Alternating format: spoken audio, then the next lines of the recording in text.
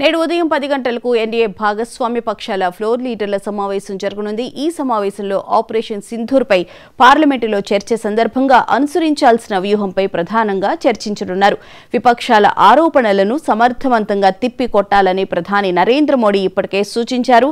Operation సింధూర్పై లోక్సభలో కేంద్రం power point presentation ఇవ్వనుంది. విపక్ష నేతల వ్యాఖ్యలను పాకిస్తాన్ మీడియా ఏ విధంగా ఉపయోగించుకుందనే అంశంపై కూడా కేంద్రం వివరణ ఇవ్వనుంది. ఈ సమావేశం పార్లమెంట్ లో కీలక చర్చకు ముందు ఎన్డీఏ వ్యూహాన్ని ఖరారు చేయనుంది.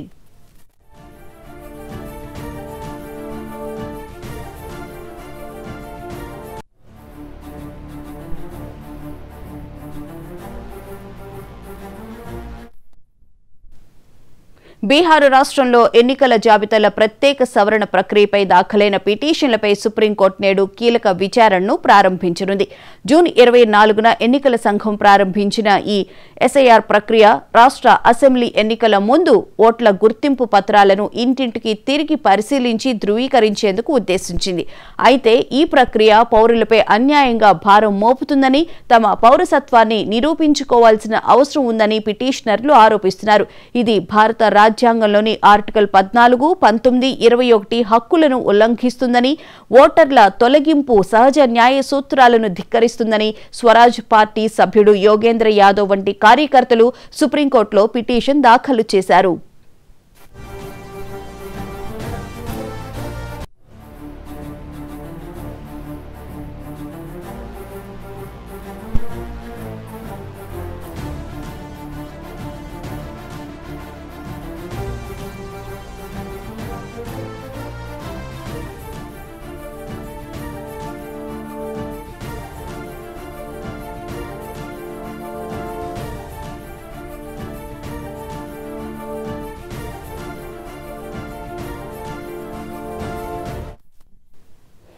ఎన్నికల సంఘం మాత్రం 1950 ప్రజాప్రతినిధుల చట్టం ప్రకారం ఎన్నికల జాబితాల్లోని తప్పులను సరిచేసి ఓటర్ల గుర్తింపును ధృవీకరించడమే తమ ఉద్దేశమని చెబుతోంది.